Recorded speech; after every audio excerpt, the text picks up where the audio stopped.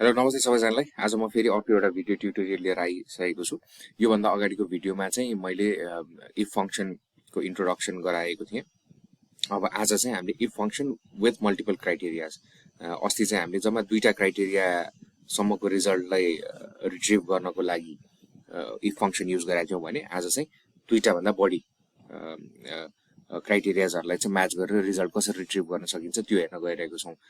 यहाँले योभन्दा अगाडिको भिडियो हेर्नुभएको छैन भने त्यसको लिङ्क चाहिँ मैले स्क्रिनको टप राइटमा सेयर गरिरहेको छु र यो इन्क्वायरी चाहिँ अगाडिको भिडियोमा एकजना सब्सक्राइबरले पनि रेज गर्नुभएको थियो। Okay, so straight dive in गरौँ।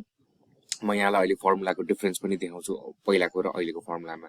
अब अहिले चाहिँ हामीलाई के अचिभ गर्नुपर्ने छ भन्दाखेरि हाम्रो चाहिँ क्राइटेरियाजहरू यो छ। यदि कसैको पर्सेन्टेज चाहिँ 70% भन्दा माथि छ भने ए ल्याउनु पर्यो, यदि 50% भन्दा मुनि छ भने सी ल्याउनु पर्यो, अरू सबैलाई चाहिँ हामीले बी भनेर ग्रेडिङ सेट गरिदिनु पर्यो। ओके, सिम्पल छ, एकदमै सिम्पल छ। मैले यहाँ ग्रेड भनेर राखेँ। अब इज इक्वल्स टु राख्छु, इफ फंक्सनलाई एक्टिभेट गर्छु, ट्याब प्रेस गरेँ। अब लजिकल टेस्टमा हाम्रो 68%, अब यो पर्सेन्टेज भनेको हाम्रो लजिकल टेस्ट हो। ओके, सो अब यसमा चाहिँ हाम्रो यहाँको क्राइटेरिया यहाँले हेर्नुभयो भने इफ 70% भन्दा अबभ भयो भने ए,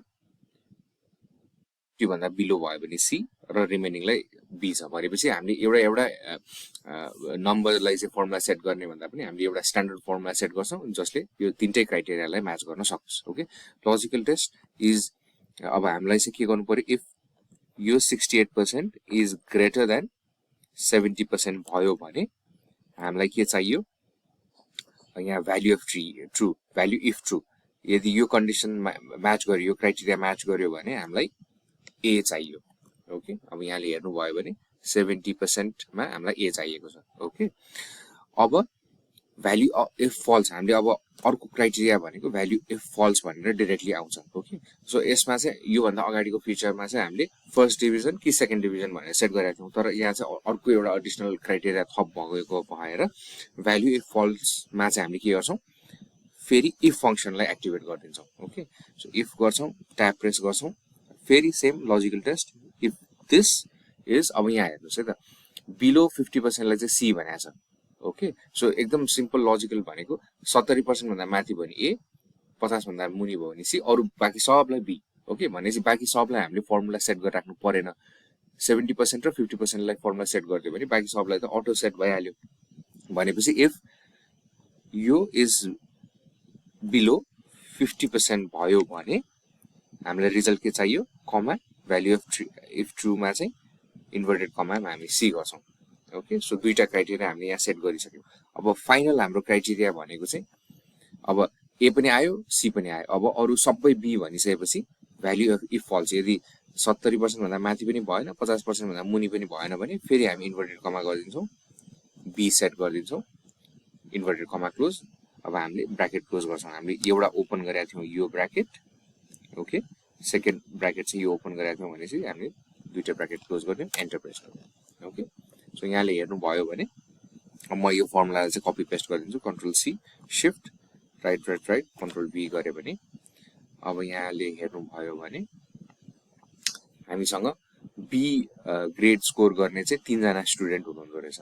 ओके, सो अब यहाँले स्कोरहरू हेर्नु भने 68, 55 र 66। अब हाम्रो क्राइटेरियामा हामीले के भनेको थियौँ, यदि 50% भन्दा मुनि भयो भने सी, भनेपछि सी कसैको पनि आएको रहन्छ, र 70% भन्दा माथि भयो भने ए, 70% भन्दा माथि भएको 2 जना स्टुडेन्ट ए आयो उहाँहरूको भनेपछि बाँकी सबैको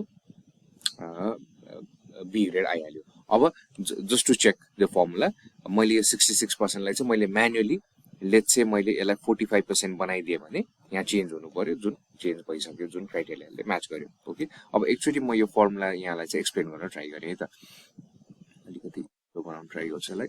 सो यहाँले हेर्नुभयो भने सो यो एकदम सिम्पल भयो, हाम्रो क्राइटेरिया इज ग्रेटर देन 70% भयो भने ए ल्याउने, ठिक छ, नो प्रब्लम। यदि यो क्राइटेरिया म्याच भएन भने हामीले इफ फंक्सनलाई के भन्यौँ भन्दाखेरि अर्को क्राइटेरिया चेक गरिहाल भनेर इन्स्ट्रक्ट गर्यौँ। ओके, अर्को क्राइटेरिया हामीले के दियौँ, यदि 70% भन्दा माथि छैन भने 50% भन्दा मुनि हुन सक्छ, यदि त्यो भइदियो भने हामीलाई सी ल्याएर दिए। यदि यो क्राइटेरिया पनि म्याच भएन, यो क्राइटेरिया पनि म्याच भएन भने हामीले एक्सेललाई के भन्यौँ, लास्ट रिजल्ट भनेको हामीलाई बी दिँदै ओके 70% भन्दा माथि पनि छैन 50% भन्दा मुनि पनि छैन भने अरू सबै नम्बर्सहरूलाई चाहिँ मलाई बी ग्रेड दिँदै भनेर हामीले इन्स्ट्रक्सन दियौँ ओके सो अब मैले यो अघिल्लो पालिको फर्मुला पनि यहाँ राखिरहेको छु यहाँहरूलाई दुईटाको डिफरेन्स देखाउँछु भनेर ओके सो क्विकली एकचोटि डिफरेन्स हेरिहालौँ है त दुईटा फर्मुलाजको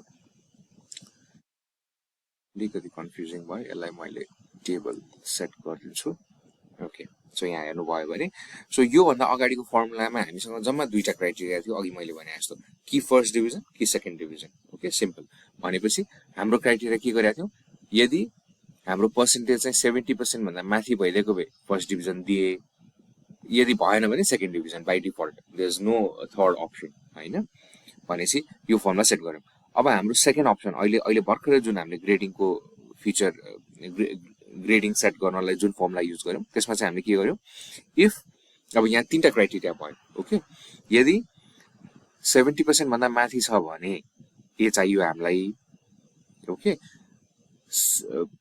50% भन्दा मुनि छ भने सी चाहियो अथवा अरू सबै नम्बर्सलाई बी चाहियो ओके सो यहाँको यो डिफरेन्समा के हेर्नुभयो भन्दाखेरि यहाँले यो एक्सेलको यो इन्स्ट्रक्सन पनि हेर्न सक्नुहुन्छ यहाँ भ्याल्यु अफ इफ ट्रुमा फर्स्ट डिभिजन राख्यौँ सेकेन्ड डिभिजन राख्यौँ काम गरिहाल्यो तर यहाँ तपाईँले गएर हेर्नुभयो भने मैले भ्याल्यु इफ ट्रुमा ए राखेँ भ्याल्यु इफ फल्समा मैले चाहिँ के गरेँ भन्दाखेरि यदि यो क्राइटेरिया म्याच भएन भने अर्को फर्मुला फेरि एक्टिभेट गरिहालेँ भनेपछि एक्सेलले के सर्च गर्ने भन्दाखेरि यदि 70% भन्दा माथि छैन भने सेकेन्ड क्राइटेरिया के त भनेर उसले खोज्न जाने फङ्सन चाहिँ मैले यहाँ सेट गरिदिएँ ओके सो यो यसरी चाहिँ हामीले इफ फङ्सन विथ मल्टिपल क्राइटेरियाजहरू सेट गर्न सकिन्छ अब यो त मैले अहिले जम्मा तीनटा क्राइटेरिया देखाएँ यसमा तपाईँले मल्टिपल क्राइटेरियाजहरू पनि सेट गर्नुहुन्छ 7, 8, 10, 12 तपाईँलाई जतिवटा क्राइटेरिया चाहियो त्यो सेट गर्न सकिन्छ ओके आजको लागि यति नै thank you very much happy learning